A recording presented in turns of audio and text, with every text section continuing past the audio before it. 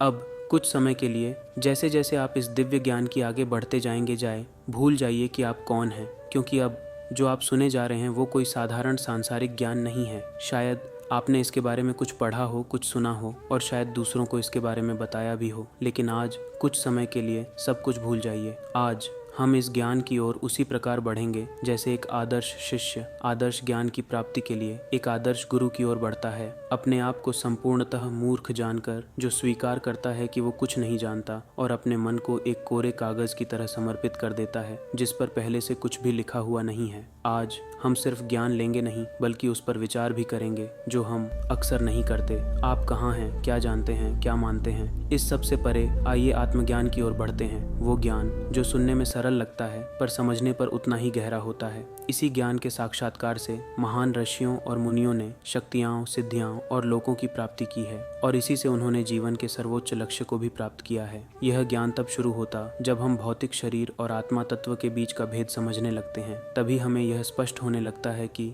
हम ये शरीर नहीं हैं, हम आत्मा हैं। अहम ब्रह्मास्मि, मैं एक शाश्वत आत्मा हूँ। हमारा शरीर एक वाहन की तरह है और हम जीवात्मा उस वाहन के चालक। अब इसे पढ़कर आप सोच सकते हैं, हाँ, मुझे पता है, हम आत्मा हैं, शरीर बदलता रहता है, आत्मा अमर है। और फिर हम इस ज्ञान को हल्के में ले लेते हैं, उस पर विचार नहीं करते और वापस अपनी सांसारिक दिनचर्या में लौट जाते हैं। परंतु आज नहीं, सब कुछ भूल जाइए। सोचिए, आपका शरीर चाहे जितना सुंदर, तंदुरुस्त, युवा या वृद्ध हो, आखिर में वो केवल एक जटिल यंत्र है। यंत्रारूढ़ानि माया, भगवद गीता 18.61। यह शरीर 11 इंद्रियों से बना है। 5 ज्ञानेंद्रियाँ, आँखें, कान, नाक, जीभ और त्वचा। 5 कर्मेंद्रियाँ, हाथ, पैर, मुंह, जननांग और मलाशय, और एक उभयेंद्रिय मन। ज्ञानेंद्रियाँ सूचनाएं प्राप्त करती हैं, मन उनका संचालन करता है और कर्मेंद्रियाँ कार्य करती हैं। लेकिन वो क्या है जो इच्छा करता है, सोचता है और अनुभव करता है? एक क्षण को रुकिए और अपने मन की आंखों से देखिए।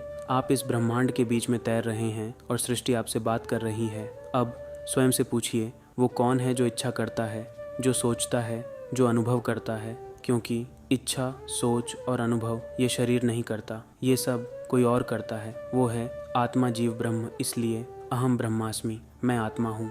आगे देखने के लिए वीडियो का अगला भाग देखें। अगर वीडियो पसंद आया तो चैनल को सब्सक्राइब करें ताकि सनातन से जुड़ी सही जानकारी आपको मिल सके।